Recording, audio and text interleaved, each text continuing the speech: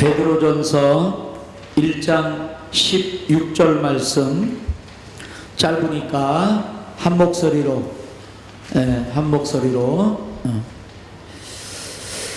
같이 읽겠습니다. 귀하고 귀하신 하나님의 말씀입니다. 시작. 기록되었으되 내가 거룩하니 너희도 거룩할지어다 하셨느니라.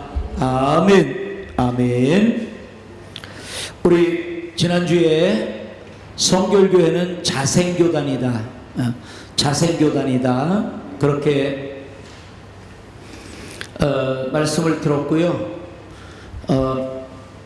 기독교 대한 성결교회가 뭐 어떻게 생겼느냐, 그 역사는 어떻게 되느냐, 또 교회는 몇 교회고 교인 수는 몇 교회냐, 이런 것보다도 기독교 대한 성결교회가 붙들고 있는 게 뭐냐, 처음에는 그게 전도할 때 사용했던 네 가지 사중복음이라고 네 가지를 중점으로 해서 복음을 전했단 말이에요. 그래서 그걸 전도표제라고 그래요. 전도표제.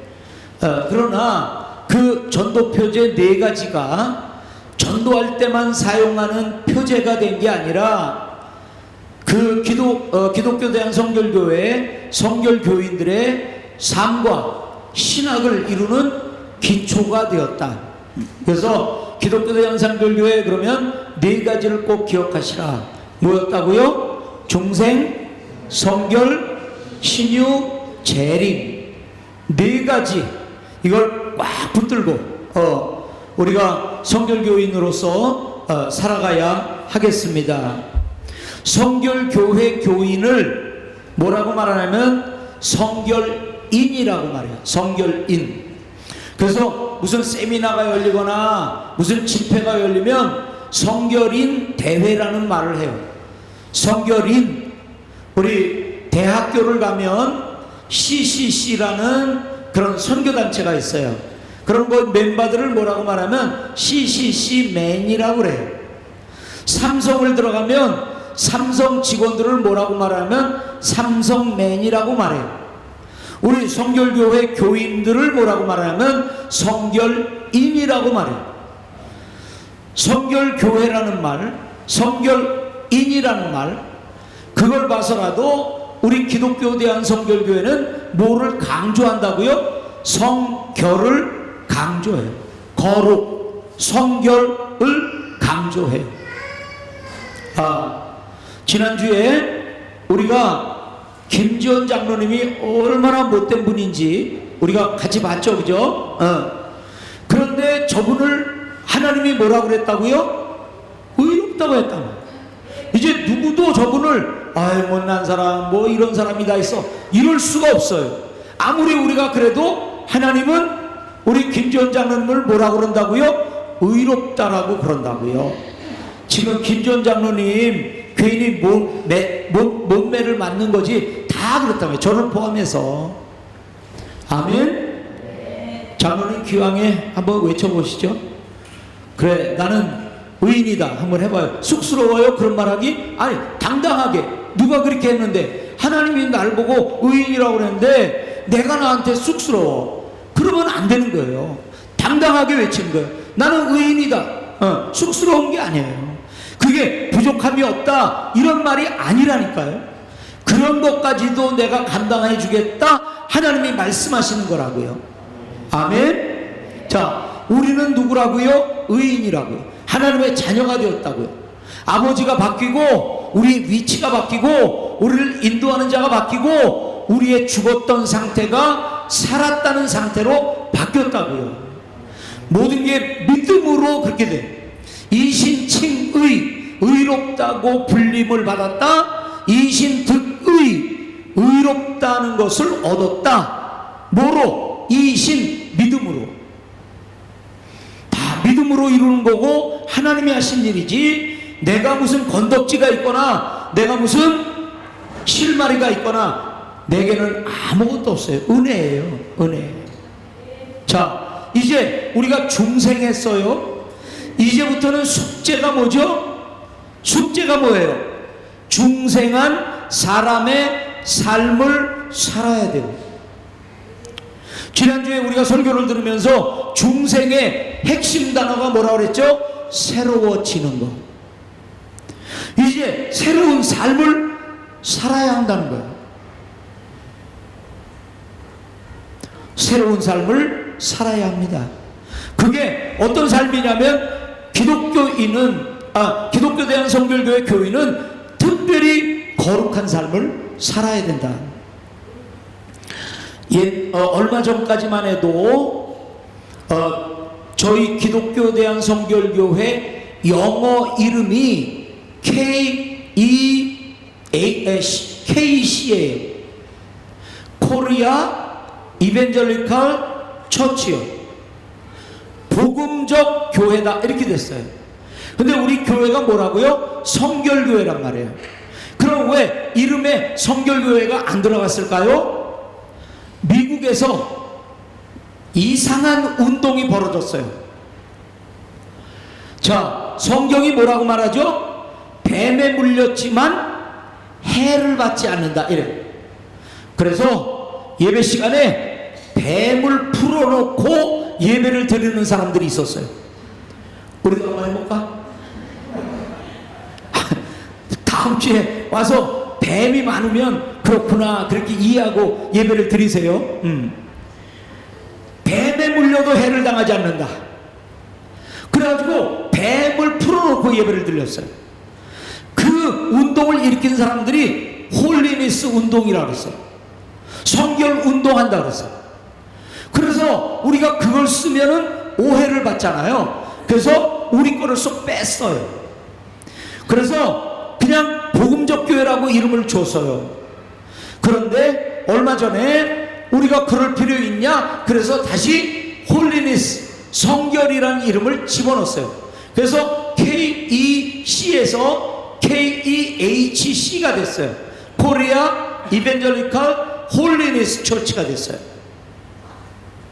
자, 그래서 우리 이름이 다시 영어로도, 한글말로는 전에부터 성결이라는 말을 썼지만 영어로도 성결이라는 말을 집어넣어서 KEHC 코리아 이벤젤리컬 홀리니스 처치라는 이름으로 쓰이게 됐어요. 자, 다시 한번 우리는 누구라고 불린다고요? 성결인이라. 성결하게 사는 사람들. 성결교인은 어떻게 살아야 돼요? 성결하게 살아야 돼요. 다른 말 같은 뜻. 성결, 이거는 당연히 거룩이죠, 그죠? 한국말로야 다르지만 영어로는 똑같죠. 홀리, 거룩, 성결하게 살아야죠. 다른 말 같은 뜻, 구별된 삶이에요. 성결하고 성결하지 않은 것과 짬뽕이 되어 살면 그거는 타협하는 삶, 물들은 삶이 되는 거지 거룩한 삶이 아니잖아요. 그러니까 분리된 삶, 거룩한 것과 거룩하지 않은 것이 분리된 삶, 그게 거룩이에요. 그래서 구별된 삶이다, 성별된 삶이다, 이 말이 성결, 거룩이란 말과 같은 뜻이란 말이에요. 다른 말 같은 뜻. 그 다음에 어떻게 우리가 거룩하고 성별되게 살 수 있을까? 우리 특별히 남자분들 직장 생활하다 보면은 진짜 부딪히잖아요. 정말 여러분들은 정말 용하신 분들이에요. 정말 영적인 싸움이 대단한 불처럼 타오르는 그 세상에서 믿음을 지켜나가기가 얼마나 힘들어요. 그런데 그걸 우리는 이를 악물고 견뎌내려고 해요. 내가 기독교인인데, 내가 그래도 믿는 사람인데, 이를 악물고. 그러다가 얼마나 많이 실패했어요. 그러다 얼마나 많이 넘어졌어요. 참아야지. 그러다가 얼마나 많이 넘어졌어요. 인내해야지. 그러다가 얼마나 많이 넘어졌어요. 왜냐면 내가 이를 악물고 율법적으로 그래도 내가 교인인데 이것 때문에, 물론 그것이 얼마만큼 근신하게 하고 얼마만큼 절제하게 하지만 근본적으로 우리를 세우지는 못해요. 그 그러니까 결국 성결하게 살고 거룩하게 살고 구별되어 성별하여 살 수 있는 오직 유일한 방법은 뭐냐면 성령으로 세례를 받는 거예요. 성령 세례, 그러면 기억나는 성경 구절이 어디예요? 사도행전 2장 1절에서 4절까지 불처럼 바람처럼 성도들의, 기도하는 사람들의 머리 위에 불처럼 임하는 그런 성령의 세례가 우리에게 필요하단 말이에요. 성령이 아니고는 아무리 이를 악물고 뭐 양심으로 그는 실패할 수밖에 없어요. 이런 거룩한 삶을 살려면 거룩의 원천인 성령이 우리 안에 들어오셔야 돼요. 그 사도행전 2장 1절에서 4절까지를 뭐라고 말해요? 성령을 받았다. 이런 경험을 처음 했어요? 두 번, 세 번 했어요? 처음 하는 거예요. 처음 받는 그 성령을 뭐라고 말하냐면 성령 세례라고 말해요. 성령 세례. 성령 세례는 뭐를 가져오는 거죠? 성령의 충만함을 가지고, 처음 성령의 충만함을 가지고 쏟아붓는 게 그게 성령 세례예요. 성령 세례를 받은 사람은 어떤 상태예요? 성령으로 충만한 상태예요. 베드로의 그 전과 베드로의 그 이후를 생각해 보세요.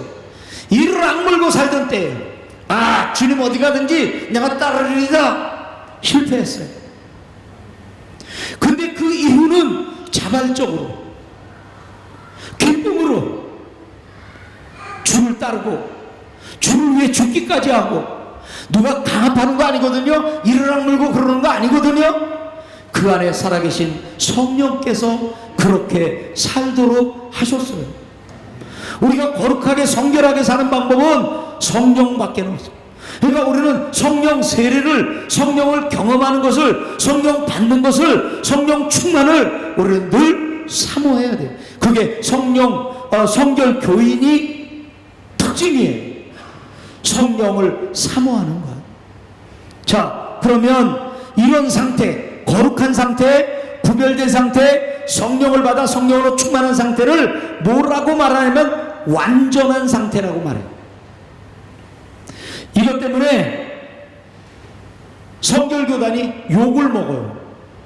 우리의 인식에는, 지금 우리 여기 앉아있는 우리의 인식에는 뭐가 있죠? 내가 어떻게 완전해, 이런 생각이 꽉 차 있어요.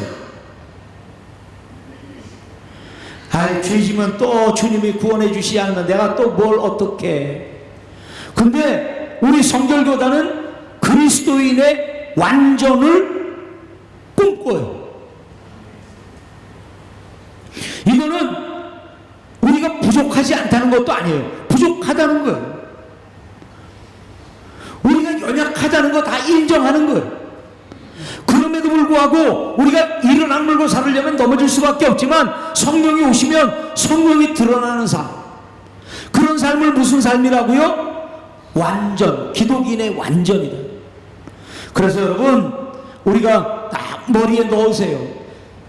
기독교된 성결교회 성결교인은, 성결인은 뭐를 추구한다고요? 기독인의 완전. 이게 너무 높은 거라고요? 아니, 우리가 보기에는 높은 기준이지만 성령 들어오시면 이렇게 살 수밖에 없다는 거예요. 아멘. 이래서 우리는 이걸 제2의 은혜라고 그래요. 제1의 은혜가 뭐였었죠? 제1의 은혜가 뭐예요? 전적으로 은혜로 뭐 했다? 중생 구원받았다. 그게 1의 은혜예요.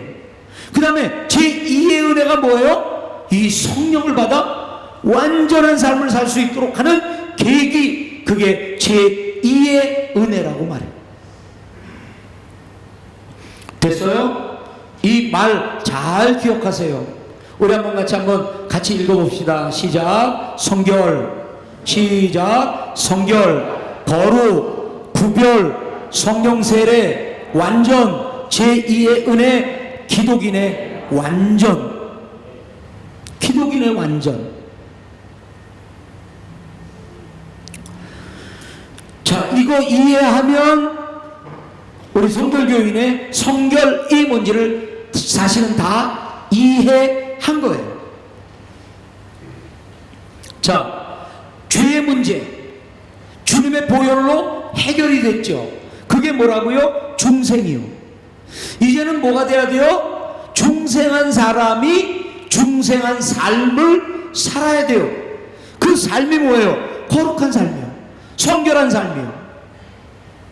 자, 그런데도 아직 중생했지만 뭐가 있다고요? 우리의 부패성, 우리의 자범죄, 우리의 공범죄가 남아있어요. 오늘도 우리는 고집스럽게 죄를 범한다고, 우리는 의도적으로 죄를 범한다고요. 믿었음에도 불구하고. 그런 걸 뭐라고 말하면 자녀죄라고 말해요. 이 자녀죄를 가지고 매일의 삶 속에 연약하기 때문에 중생했지만 또 넘어질 수 있지만, 그럼에도 불구하고 우리가 그런 상황 속에서 거룩한 삶, 온전한 삶을 살려면 우리에게는 성령이 필요하다는 거예요. 그래서 이제 중생한 사람이 중생한 사람의 삶을 살아야 되는데 뭐가 필요하다고요? 성령이 필요하다. 우리 성결교인들은 이 성령 체험이 중요해요. 이 성령 체험을 다 해야 돼요. 그저 난 믿었어, 구원받았어, 거기에 머무르면 안 돼요. 로마서 12장 1절에 뭐라고요? 우리의 삶이 뭐라고요? 거룩한 산제사가 되는 거예요. 우리의 마음이 변화돼요. 세상을 본받지 말고 이런 삶이요.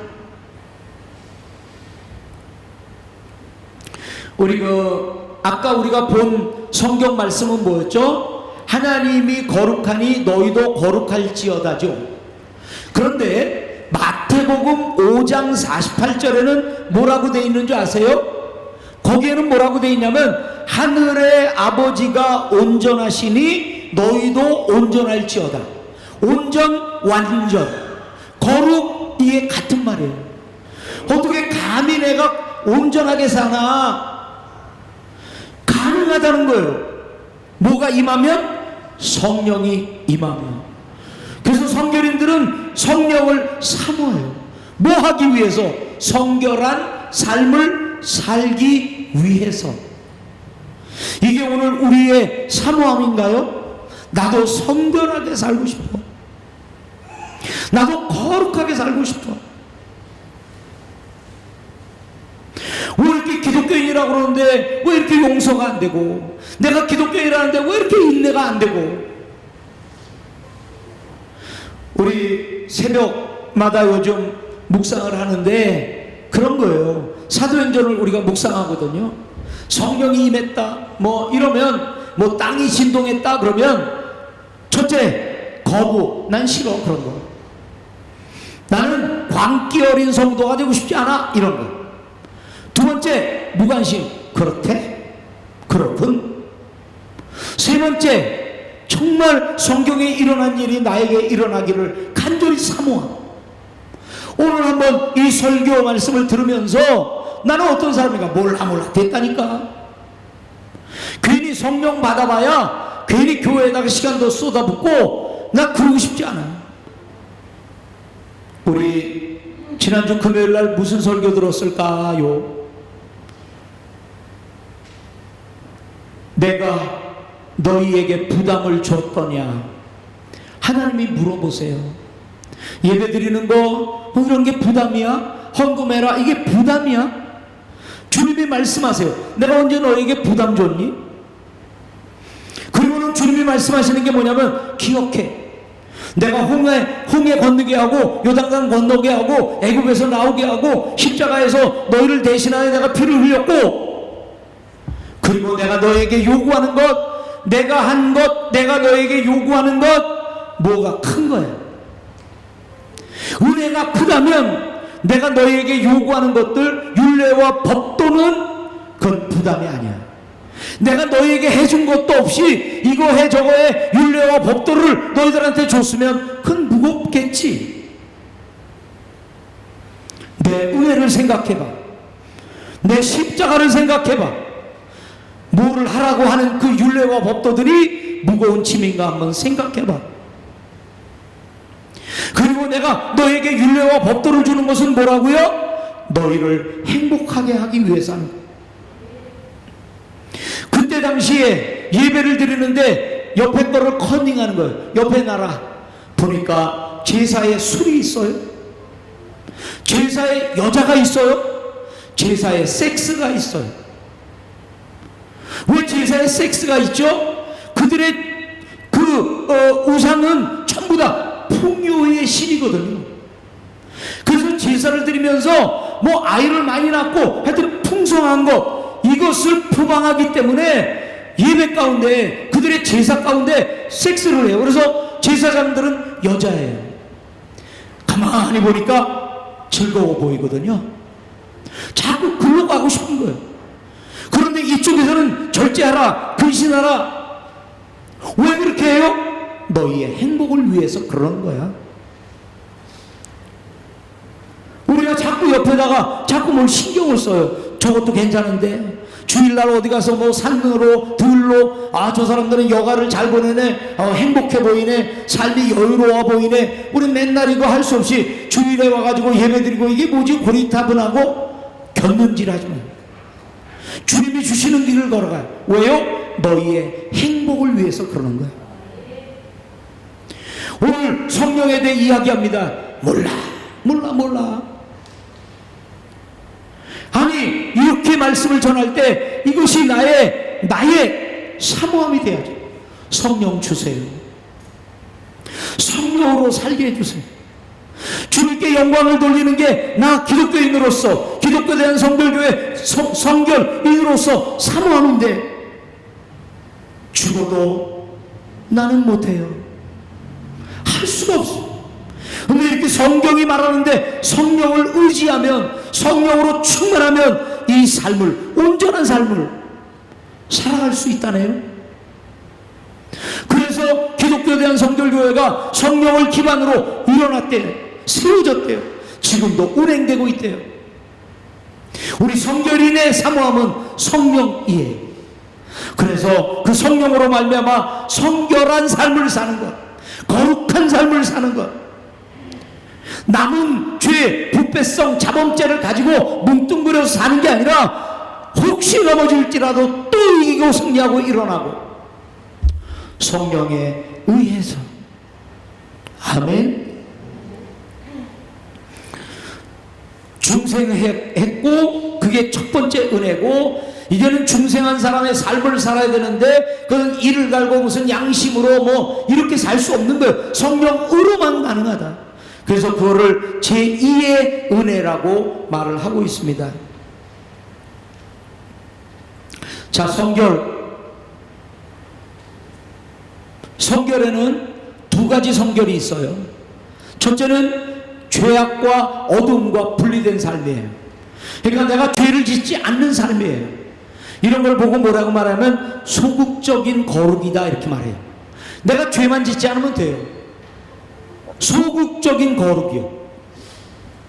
그래서 성령이 나를 지배하는 삶, 세속화를 막는 삶, 타협하지 않는 삶, 이게 순수한 신앙운동이에요.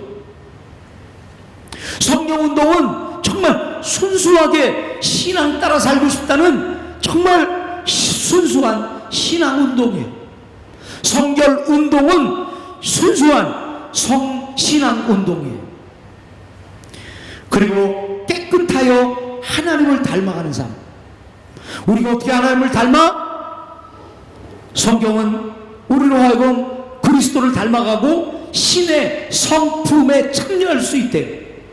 하나님과 손잡고 걸어갈 수 있대요.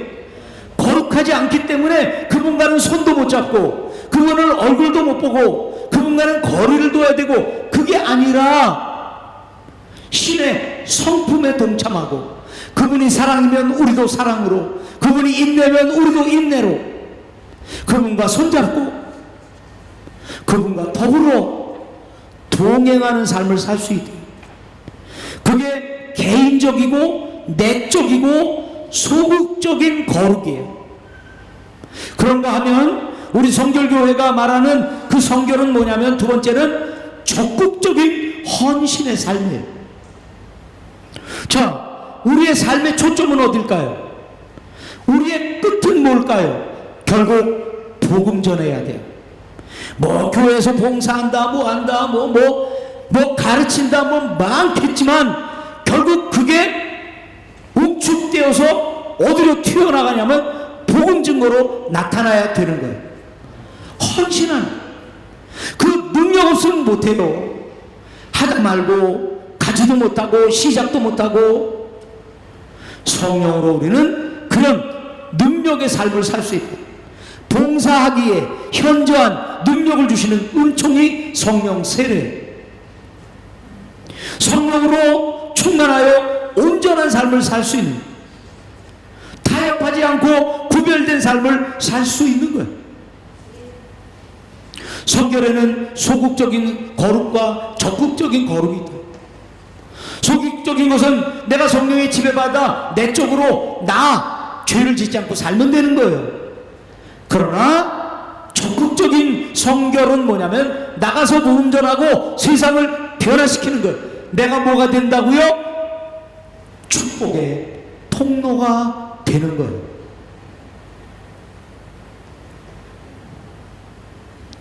자, 우리 한번 같이 읽어보십시다. 기독교 대한성결교회 헌법이에요. 우리는 지금 예수교 성결교회하고 나뉘어져 있는데 그 헌법은 똑같아요. 자, 같이 한번 읽어보십시다. 시작. 기독교 대한성결교회 헌법과 예수교 대한성결교회 헌장이 말하는 성결은 같다. 이 두 헌법이 정의하는 성결을 정리하면 다음과 같다. 첫째, 성결이란 중생 이후에 이루어지는 2차적인 축복이며, 이것은 인간의 노력으로 얻어지는 것이 아니라 믿음으로 순간적으로 얻어지는 것으로, 성결의 은혜를 받게 되면 인간의 마음속에 자리 잡고 있는 원죄 혹은 부패성에서 정결케 되며, 이것은 그리스도의 보혈과 성령의 충만한 능력으로 이루어지며, 성결은 성령의 사역이기 때문에 성령 세례라고 불려지며, 이 은혜를 받으면 하나님의 사역을 감당할 수 있는 능력을 받게 된다. 이 헌법에 나타나 있는 것이 한국 성결교회가 믿는 성결론의 핵심이다. 성결은 성령 세례. 성령 세례 받지 못하고 성결한 삶을 살 수가 없어. 성령 세례의 결과는 뭐라고요? 성령 충만. 한 번 세례 받고 두 번, 세 번 세례 받는 거 아니에요? 한 번의 성령 세례로 이미 우리는 충만해졌어요. 매일매일 충만하도록 기도하는 거예요. 이 성령 세례, 성령을 받는 경험이 없으면 성결한 삶을 살 수가 없어요. 성결, 기독인의 완전. 어떻게 우리는 기독인으로서 완전하게 살 수 있나? 자, 아까 제가 말씀드렸죠. 기독교 대한성결교회가 기독인은 완전해질 수 있다 이래서 기독교인들의 욕을 먹었어요. 아까도 말씀드렸지만 우리의 머릿속에는 뭐가 있어요? 우리는 완전하지 못해서 주님처럼 되기는 뭘, 주님을 닮아가기는 뭘, 주님처럼 살기는 뭘, 우리는 이런 게 있어요. 우리는 죄질 수밖에 없고, 그래서 회개하면 주님이 또 용서해주고, 그것밖에 없어요. 그게 어디까지만이요? 중생까지만이요. 근데 성결은 더 나가는 거예요. 아니야, 죄를 이기고 살 수 있어, 이런 거죠. 죄인인데 죄를 질 수밖에 없지, 회개하면 주님이 용서해 주지, 이런 사람하고, 아니야, 죄를 이기고 살 수 있어, 이런 사람의 주일 대표 기도가 어떻게 달라질까요? 우린 죄인인데 이런 분이 주일날 대표 기도를 하면 어떡할까요? 죄인이에요, 일주일 동안 죄만 짓다 왔어요, 용서해 주세요, 이런 기도를 반복할 거예요. 근데 아니야, 우리는 성령 충만함을 받아서 죄를 이기고 부패성을 이기고 연약함을 이기고 승리할 수 있어, 나 때문이 아니라 내 안에 계신 성령 때문에 우리는 이길 수 있어, 이런 분이 주일 대표 기도를 하면 어떻게 할까요? 주님, 정말 험악한 세상이지만 당신만을 의지하며 살다 왔습니다. 오늘 또 힘을 주세요. 나가서 또 승리하게 하세요. 이런 기도를 하지 않겠어요? 완전히 다른 삶을 사는 거예요. 그래서 사람들이 욕하는 거예요. 인간이 어떻게 하나님처럼 되냐? 아니, 하나님처럼 되는 게 아니라니까요. 우리는 하나님처럼 될 수 없으니까 성령을 영접하는 거라니까요. 그럼 내 안에 성령이 일하기 시작하고 성령이 살기 시작하는 거라니까요.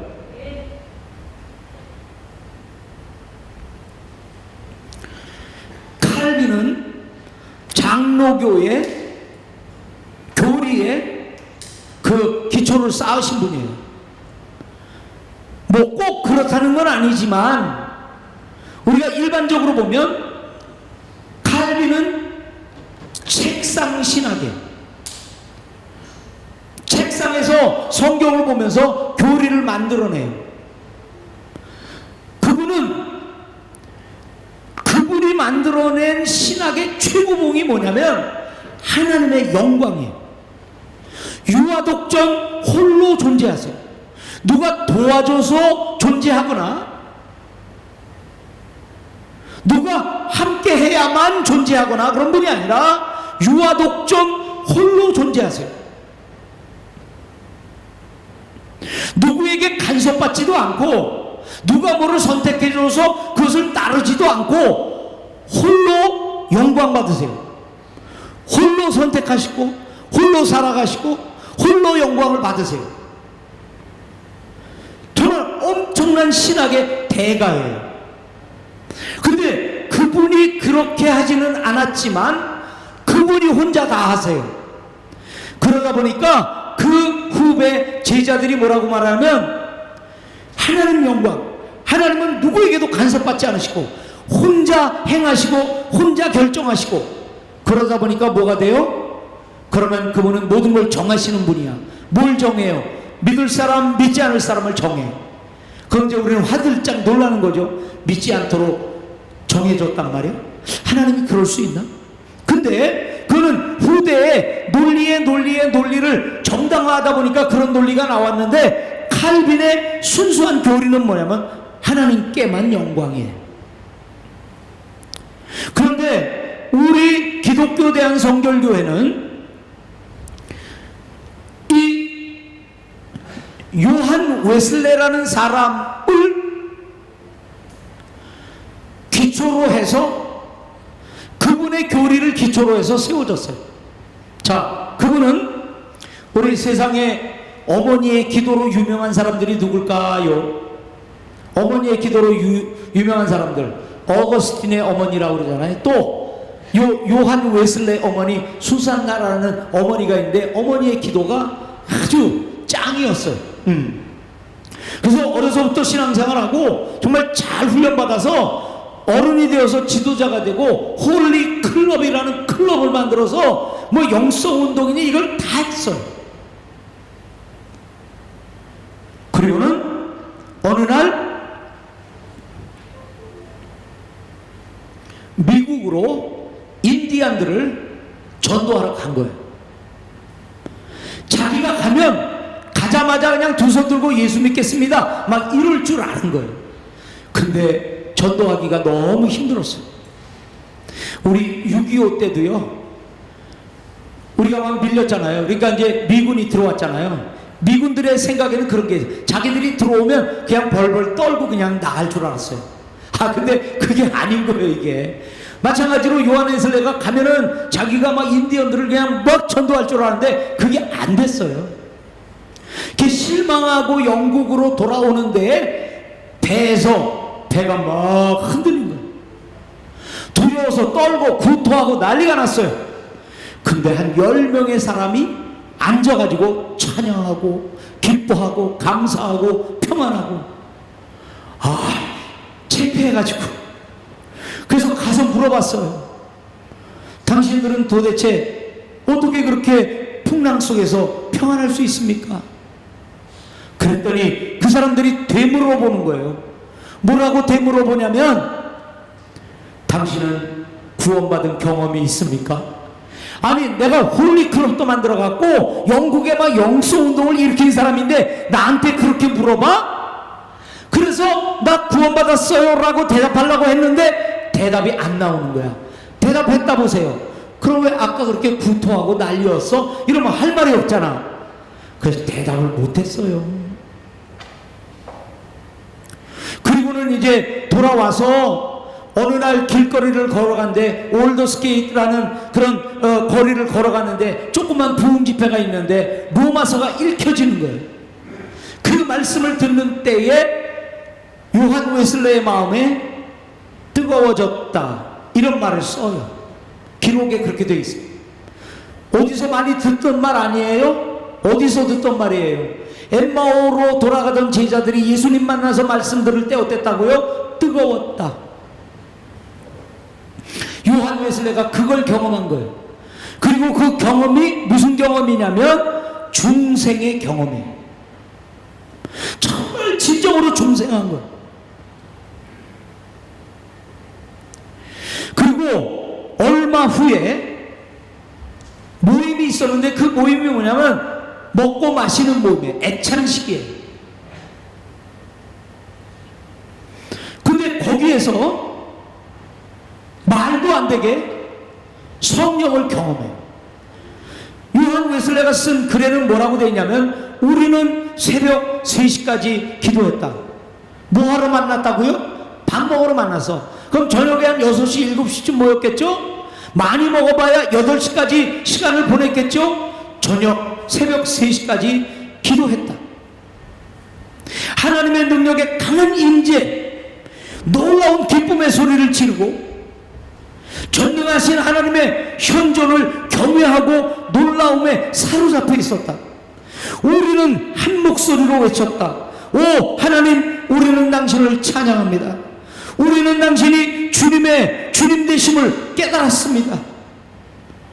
이 사건을 요한 웨슬레는 성령 세례받은 성령으로 충만해진 그 경험이라고 제2의 은혜라고 고백을 하는 거예요. 칼빈은 무슨 신학이라고요? 책상신학. 요한 웨슬레는 정말 성령을 받고 뜨거워서 가만히 있질 못하고 달려나가기 시작하는 거예요. 그 성령으로 세례를 받고 능력받고 병자를 고치고 회교도에게 가서 복음을 전하고 이런 일들이 넘쳐나는 거예요. 그래서 웨슬레는 자기가 신학을 만들어 본 적이 없어요. 그냥 가서 설교하는 거예요. 설교. 그러면 제자들이 그 설교를 모아다가 체계를 세웠어요. 그러니까 웨슬레는 자기가 신학을 한 적이 없어요. 신학을 만든 적이 없어요. 교리를 만든 적이 없어요. 제자들과 그 후배들이 설교를 모아다가 그걸 가지고 신학으로 체계화를 시킨 거예요. 근데 이 요한 웨슬레의 신학은 뭐예요? 현장 신학이에요. 누가 감히 믿고 싶다고 믿어? 하나님이 결정하는 거지. 믿고 싶다고 되는 게 아니야. 하나님께만 영광을 돌려. 네가 뭐 하나님 믿겠습니다 그러고 네가 너한테 영광 돌릴래? 이게 칼빈의 신학이에요. 그런데 현장에 가보니까 이 요한 웨슬레가 설교를 못해요. 설교하려고 시작하고 5분 10분 지나면 눈물바다 콧물바다 설교가 더 이상 진행이 안 돼. 그리고 막 예수님 믿겠다고 나오는데 그게 진심인 것처럼 보이는 거예요. 믿겠다고 나오면 뭐라고요? 그건 하나님이 하시는 일이야. 네가 믿는다고 되고 안 믿는다고 안 되는 게 아니야. 이렇게 말해야 되는데 현장에서 보니까 눈물 콧물 흘리면서 정말 진정으로 손들고 주님 앞에 나오는데 그게 진심인 것 같아요. 그래서 믿는데 하나님의 편이 있고 사람 편이 있구나. 그걸 보고 뭐라고 말하면 신인동엽설이라고 말해요. 신인동업설이라고 말해요. 물론 뭐 사람의 편이라고 그래서 사람이 뭐 지가 다 혼자 100% 그런 건 아니에요. 물론 성령께서 다 그 마음을 만져주시고 하는 역사가 있어요. 그럼에도 불구하고 사람도 자기가 감동하면 마음을 열고 막 불붙듯이 헌신할 수 있고 예수님을 믿을 수 있다. 이게 현장 신학인 거예요.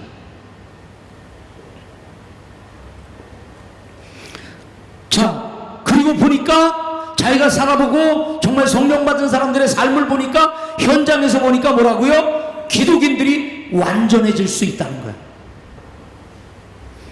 불같이 헌신하는데 막을 수가 없는 거예요. 불같이 주님을 뜨겁게 사랑하는데 막을 수가 없는 거예요. 그게 현장에서 일어나는 거예요. 논리로는 안 돼. 인간은 연약해. 죄를 지을 수밖에 없어. 그러고 말면 인간은 그냥 거기서 끝나는 거예요. 중생 고마워. 하나님 감사합니다. 그러고 끝나는 거예요. 근데 현장에서 보니까 가슴들이 뜨거워지면서 막 불듯이 헌신하고 막 구원을 확신하고 뜨겁게 주님 사랑하고 이게 현장에서 막 일어나더란 말이에요. 성령이 임하는 곳에. 그래서 그는 성령이 임하면 성도들이 온전해진다. 성결한 삶을 산다. 뜨거워진다. 성령 세례를 예수님은 뭐라고 말했어요? 불세례라고 했고, 불세례. 불세례는 뜨거운 거거든요. 이 불을 받으면 뜨거워지는 거거든요. 그 뜨거운 삶을 온전한 삶이다. 그래서 기독인은 완전해질 수 있다. 이게 현장 신학이에요. 그러니까 사람들이 욕하는 거예요.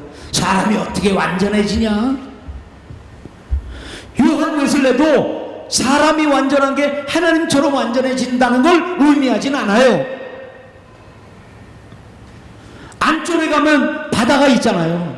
바다에다가 물 한 컵 떠오면 그 물은 고래는 살 수 없어요. 완전해요. 제한적이에요. 그럼에도 불구하고 그 물은 완벽한 바닷물이에요. 아멘. 그리스도를 닮고 그리스도를 쫓아가고 그리스도를 또 뜨겁게 사랑하고, 비록 고래가 살 수는 없지만 그 뜨거운 마음 주님께 드릴 수 있다는 거죠. 그래서 그는 기독의 완전을 가르쳐요. 왜냐하면 이게 성경의 가르침이기 때문에 그래요. 아까도 하나님이 온전한 것처럼 너희도 온전하라. 하나님이 거룩한 것처럼 너희도 거룩하라. 성경이 가르치잖아. 우리 온전해지라고요. 해질 수 있다고요. 그리고 인간의 남은 죄, 맨날 부패성, 연약성 때문에 넘어지고 죄송해요 하나님 이럴 거예요? 아니에요. 그 문제를 해결하자 이거예요. 원죄, 우리가 하나님을 떠난 죄, 아담의 유전죄, 이것도 십자가로 해결했지만 삶에서 우리에게 다가오는 죄들, 연약하기 때문에 쓰러질 수밖에 없는 그 죄들, 그것까지도 이겨보자 이거예요. 뭐로? 성령으로. 아멘. 우리가 얼마나 사람 미워해요? 얼마나 뒷담화 까요? 얼마나 용서가 안 돼요? 얼마나 인내가 안 돼요? 이를 악물고 했다가 또 넘어지고 얼마나 많이 했어요? 우리의 사모함은 이제 나도 아니에요. 성령이에요. 성결이는 성령을 사모해서 성결한 삶을 살기 원해요. 이게 성결인이에요. 봉사, 헌신, 전도, 강력한 능력. 이제는 소극적으로 나만 괜찮으면 괜찮은 그 괜찮음이 아니라 이제 나가서 세상을 변화시켜야 돼요. 그 끝에는 뭐가 있다고요? 복음 전도가요. 복음 전도를 어떻게 해요? 성령의 능력이 없으면 안 되는 거죠. 요한 웨슬레는 영국인이지만 이 회교도를 전도하겠다고 다녀요. 미국까지 가서 인디안들을 전도하겠다고 다녀요. 그러면서 그가 한 말이 뭐냐면 세계가 나의 교구다. 여기 구역장님 계시죠? 쫌빠까마스. 거기에 뭐가 있어요? 뭐가 있죠? 우리 뭐요? 우리 뭐가 있어요? 10명 구역이 있죠. 구역. 모이에 10명 구역이 있죠. 이게 내 구역이야. 아니 근데 요한 웨슬레는 이 성령을 받고 뭐라고 말했다고요? 세계가 내 구역이야. 세계가 내 세계가 내 교구야. 여기만 내 교구, 여기만 내 구역, 여기서만 내가 구역장. 아니에요. 구역장들이 해야 되는 말이 뭐예요? 세계가 내 구역이다. 또 다음 주에 안 나오겠네? 아프리카 가가지고? 예? 세계가 내 교구다 그러고 아프리카 가가지고.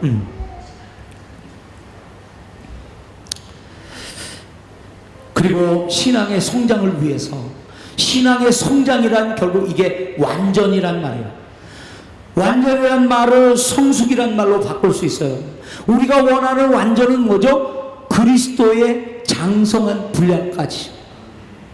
야, 이거 꿈도 꾸지 마가 아니라 이게 우리의 꿈이에요. 그리스도의 장성한 분량까지. 정말 누구를 보면 그리스도 같아요. 참는 거, 말하는 거, 생각하는 거, 웃는 거, 위로해주는 거, 격려해주는 거, 정말 그리스도 같아요. 그러다 또 불끈 그게 아니라 늘 일관되게 성령을 의지해서. 특별히 아내가 좀 남편한테 그렇게 해주세요. 아내를 향하여 우리 남편들이 당신은 정말 그리스도 같아 막 이럴 정도로 우리 또 남편이요 아내에게 좀 그렇게 해줘 보세요. 위로하고 격려하고 못 참겠어 그러지 말고 그래서 여보 당신은 나에게 그리스도 같아 좀 이런 말도 좀 서로 해주고 말이죠. 우리 성도들 간에 좀 그런, 어떨 때 성숙했을 때 어느 정도 성숙해? 그리스도의 장성한 분량.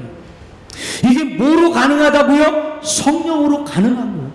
아니라고 하지 마세요. 회피하지 마세요. 모른다고 하지 마세요. 성령이면 가능하다. 우리 성결교회 교인들의 소원이 성령 받아 성결한 삶을 사는 것입니다. 오순절 교회들, 특별히 우리나라의 오순절 교회는 우리 순복음교회 같은 데가 오순절 계통이에요. 거기는 성령 세례를 받으면 나타나는 특징이 뭐냐면 방언이라고 말해요. 전에는 그랬었는데 요즘은 아닐지도 몰라요. 조영기 목사님이 조금 하도 그 말을 많이 들으니까 그걸 바꿨는지도 몰라요. 그러나 오순절 계통은 한국만 아니라 외국 모두 오순절 계통은 성령 세례 받은 표적이 방언이에요. 그런데 우리 성결교회 성령 세례를 받은 결과는 뭐냐면 성결이에요. 성결로 나타나는 거예요. 죄를 싸워 이기는, 자기를 지키는, 그리고 뿐만 아니라 세상에 나가서 봉사하고 세상을 거룩하게 변화시키는 그 강력한 능력, 그것으로 나타나는 거예요. 아멘. 우리 이 중생과 성결을 2분으로 해서 나누어요. 설명을 해요. 홍해를 건너면 요단강도 건너야죠. 유치원에 머물러 있지 말고 빨리 고등학교, 대학교, 대학원 들어가서 박사학위를 받아야죠. 신앙의 프로페셔널이 돼야죠. 언제나 예수 믿지만 몰라요, 안 돼요, 내가 뭘요. 이 유치원에 머물르면 안 된다는 말이에요. 성령을 받아야죠.